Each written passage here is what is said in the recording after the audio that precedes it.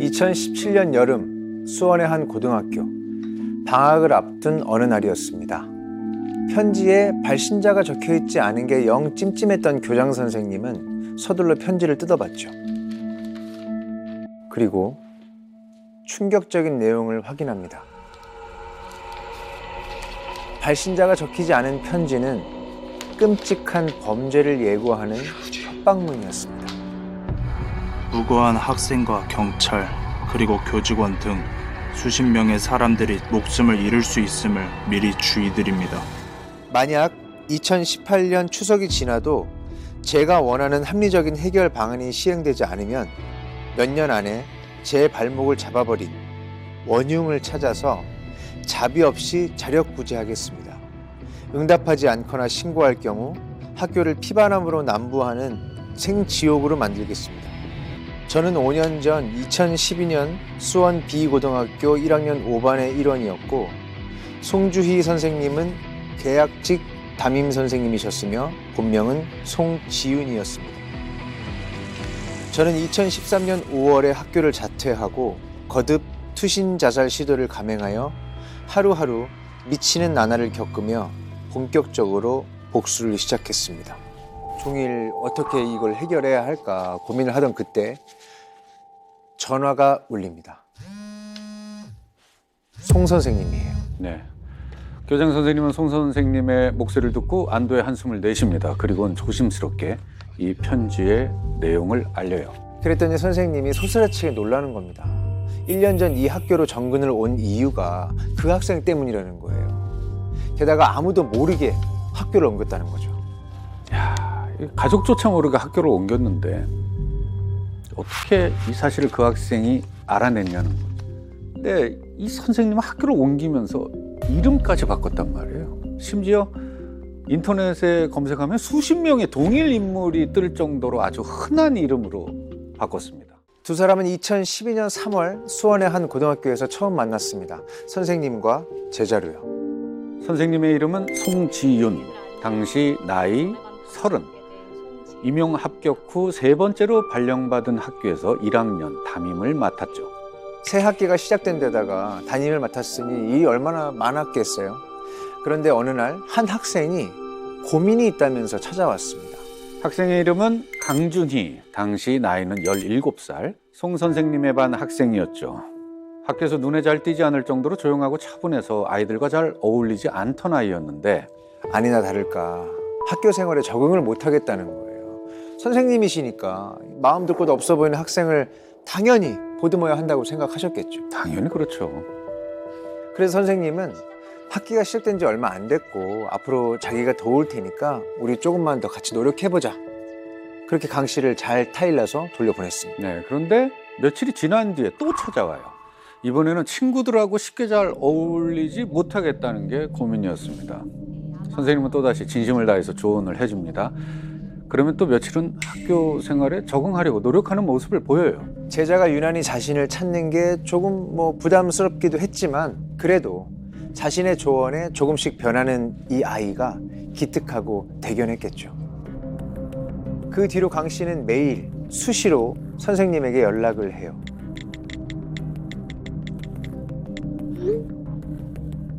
물론 연락을 해오는 것도 만남을 제안하는 것도 전부 강 씨였습니다.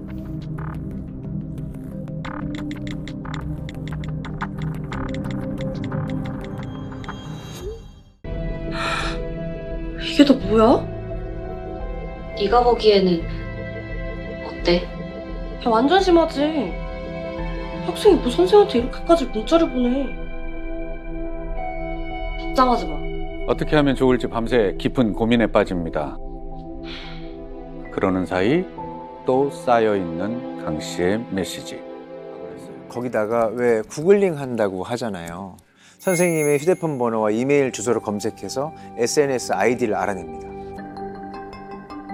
균형 잡힌 식이요법과 그리고선 선생님의 계획적이고 반응을 보는 게 얼마나 짜릿한지.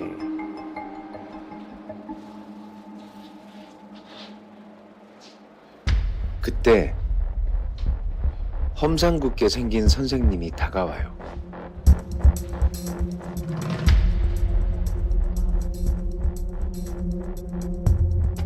그리고는 이름표를 빤히 보더니 네가 광준이구나. 네. 그런데 잠깐 얘기 좀 하자. 그럼. 생전 처음 보는 선생님이 나를 부른 이유는 뭘까? 무슨 일인가요? 뭐 별건 아니고 너 반으로 옮겨야 되겠는데 우리 반으로 오는 거 어때? 반을 바꾸라는 갑작스런 제안. 그런데 강 씨는 그 권유를 받아들이지 않고 돌연 자퇴를 합니다. 이렇게까지 상황이 벌어지니 선생님은 미안한 마음이 들었어요. 자신의 반 아이를 끝까지 챙기지 못한 거에 대한 불편한 마음. 그러던 어느 날 강 씨가 다른 고등학교를 다니기 시작했다는 소식을 듣게 됩니다. 선생님은 내내 불편했던 마음이 한결 편안해졌죠. 그러면서 부디 강 씨가 그 다른 학교에선 좀 더 잘 적응하고 지내기를 바랬습니다. 그렇게 몇 개월이 지났을까 친구한테 전화가 와요. 그런데 전화를 받자마자 여보세요? 야, 너 미쳤어? 왜? 왜라니? 메일을 그딴 식으로 보내놓고. 야, 너도 참 뻔뻔하다. 다신 연락하지 마. 영문을 모르는 선생님은 곧장 메일을 열어 발신함을 뒤졌습니다.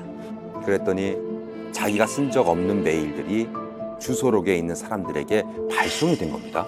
심지어 그 메일 내용은 죄다 욕 아니면 주변 사람에 대한 심각한 험담이었습니다. 그쯤 이상한 일이 또 있었습니다. 그날은 방학을 앞두고 밀린 일을 처리하느라 늦게 퇴근했습니다.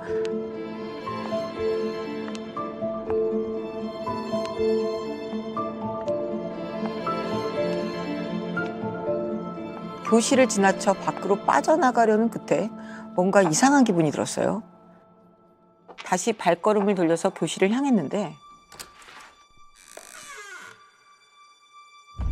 아까까지만 해도 멀쩡했던 게시판이 난도질이 되어 있었습니다.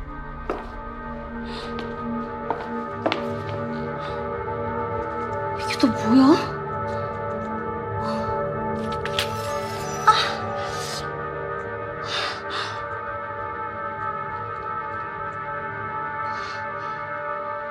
누가 그런 거지? 거기다 더 이상한 건 선생님의 사진만 감쪽같이 사라진 거예요. 퇴근하고 집으로 돌아왔는데 현관문 앞에 사라진 증명사진이 붙어 있었어요. 더욱 끔찍한 건 얼굴에 스테이플러가 박혀 있었다는 겁니다.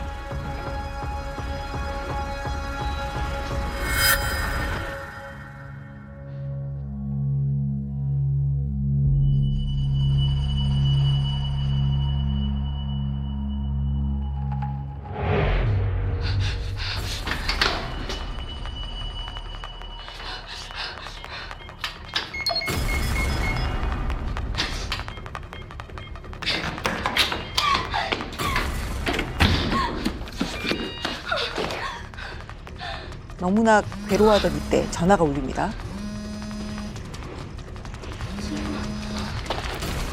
설마.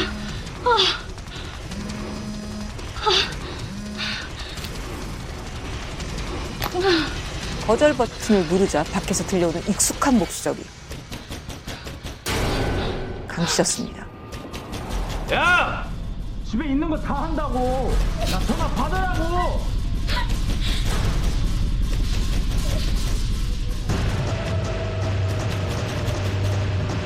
야! 나오라고! 집에 있는 거 다 안다니까?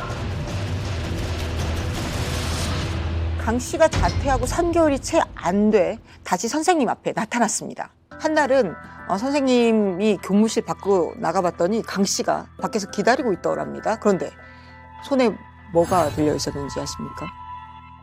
커터칼. 위협하려고 들고 온 건지 정말 해하려고 들고 온 건지 알 수는 없고 알고 싶지도 않았지만 그런 행동을 하는 강 씨를 보는 선생님은 상당히 괴로웠겠죠.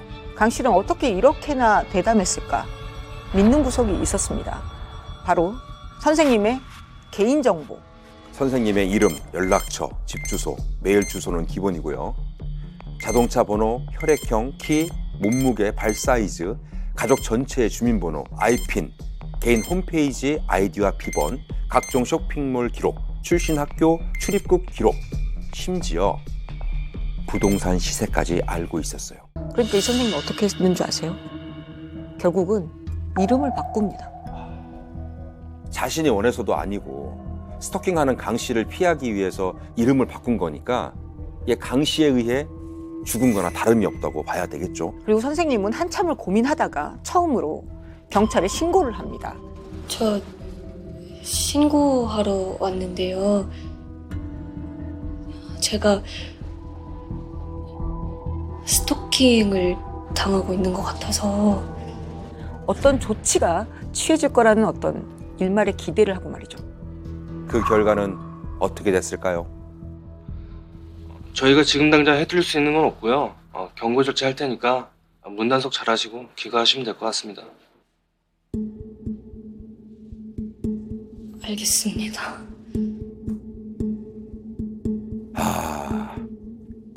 경고 조치만 하고 끝나요. 경찰에 신고해서 얻을 수 있는 거 없었습니다. 그런데 선생님은 포기하지 않고 강 씨가 찾아올 때마다 경찰에 신고를 해서 결국 처벌까지 받게 합니다. 하지만 강 씨의 신부는 학생이죠. 그래서 결국 소년부로 송치가 돼서 재판이 진행됐고 강 씨는 소년부 1호, 4호 처분을 받게 됩니다. 1호 처분은 보호자 감호 위탁, 그리고 4호 처분은 단기 보호 관찰입니다. 이 처분을 받고 난 후 강 씨는 좀 달라진 듯 했어요. 봉사활동도 다니고 2014년 5월에는 검정고시를 봐서 한 대학교에 입학까지 합니다. 산악회 활동도 하면서 사람들하고 잘 어울려 지내는 것처럼 보였고요. 여러 공모전에 참여하기도 했습니다. 이때는 선생님에게 어떤 위협도 가하지 않았습니다. 그런데 직접 보고도 믿기지 않는 끔찍한 일이 또 일어났어요. 자기야, 왜? 아니. 무슨 일이야? 오빠 나 이따가 다시 전화할게. 자기야. 익숙한 글씨체, 강 씨였습니다.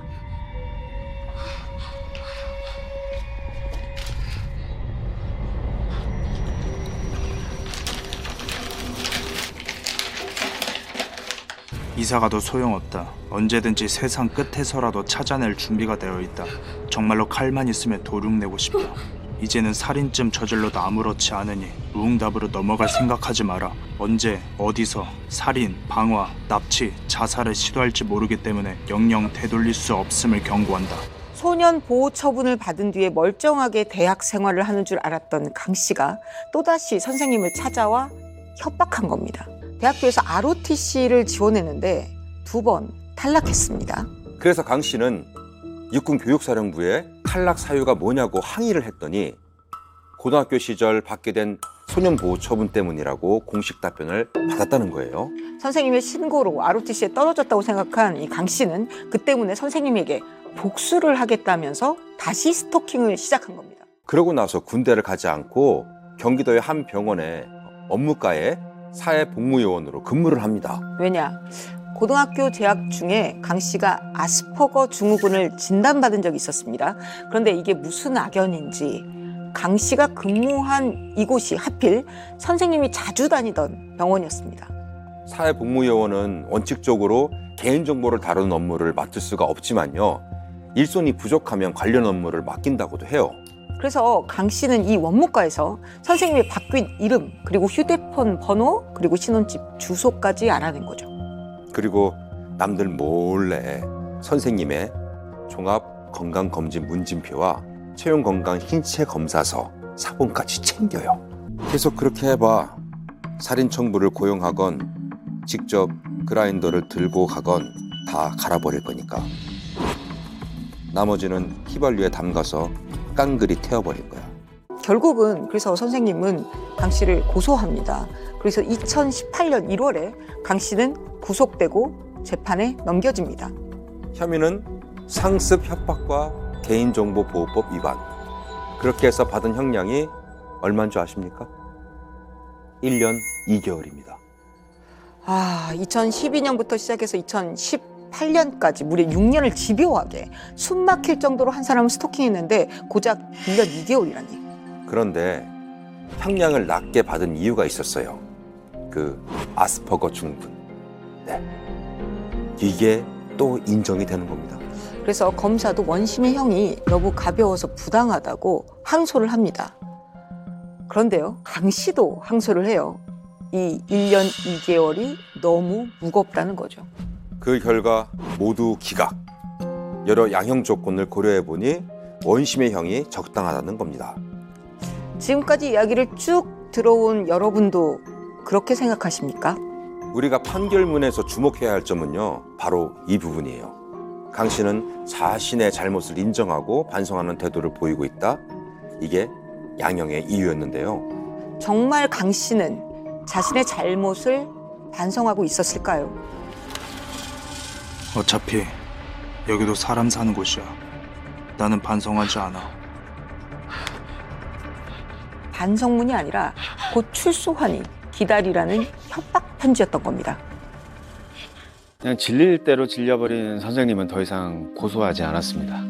사실 뭐 고소를 해서 뭐 달라질 수 있는 게 아니니까 그냥 포기한 거죠. 그렇죠. 그냥 강 씨가 알 수 없는 곳으로 도망쳐야겠다. 더 꽁꽁 숨어야겠다. 그렇게 다짐하고 말 뿐이었죠. 강 씨가 출소하기 이틀 전 서둘러 이사를 했습니다. 그리고 며칠 뒤 주소 이전을 다 끝내지도 않았는데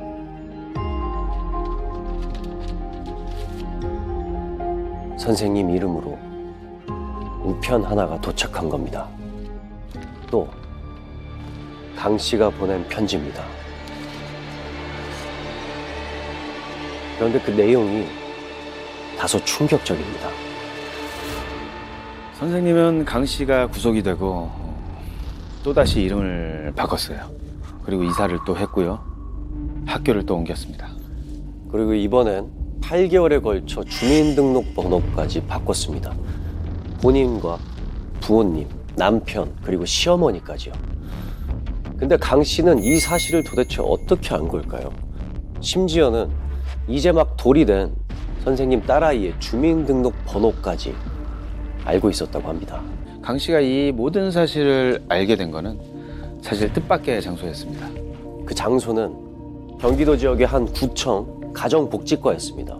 출소 후 9일 만에 군 대체 복무기간을 채우려 사회복무요원으로 복귀를 한 거였죠. 갓 출소한 강 씨가 이렇게 구청에 배정된 것만 해도 너무 황당한데 그에게 맡겨진 업무가 보육교사 경력 증명서 발급 보조 업무였답니다. 아니 이게 그렇잖아요. 개인 정보를 빼내서 스토킹을 하고 그걸로 상습 협박을 해서 전과가 있는 강 씨에게 아니 어떻게 출소 직후에 다시 이 중요한 개인 정보를 다루는 그런 업무가 맡겨질 수가 있는 거죠. 애가 뛰어댕길 정도가 되니까 팔다리 자르면 볼만하겠네. 오늘 네 딸 진료 보는 날이지. 네 가족 죽이는 건 합법이지. 기대해. 그러던 어느 날 강 씨는 한 인터넷 사이트에서 구인 광고를 하나 발견합니다. 이게 콕 집어서 관공서 공익 근무 요원인 사람을 찾는다는 게 묘하게 이상했지만 마침 돈이 필요했던 강 씨는 목돈 가능이라는 말에 꽂혀서 별 의심 없이 연락을 했고 그렇게 아르바이트를 시작했다고 합니다. 아르바이트는 생각보다 간단했습니다. 바로 사람들의 개인정보를 빼내는 일이었죠. 한 건당 3만 원에서 5만 원 정도씩을 받으면서 개인정보를 넘겼어요. 이게 그 누구도 눈치를 챌 수가 없었던 게 이 강 씨의 주요 업무가 보육교사 경력 증명서 발급 업무를 보조하는 거였잖아요. 말 그대로 그냥 보조였습니다. 그런데 바쁠 때는 같이 일하던 공무원의 아이들을 빌려서 강 씨가 직접 본인의 소관이 아님에도 불구하고 직접 발급하기도 했다고 합니다. 바로 그 아이들을 이용해서 사람들의 개인정보를 유출해서 건네준 거죠. 강 씨는 사실 이 개인정보를 유출하는 게 심각한 범죄라는 사실을 누구보다 잘 알고 있었잖아요. 개인정보보호법 위반으로 1년 2개월 실형을 살다 나왔으면서도 이런 행동을 하려는 데에 사실은 강 씨에게는 이유가 있었죠. 강 씨는 청부살인을 계획하고 있었습니다. 그리고 그 대상은 바로 선생님의 딸이었습니다.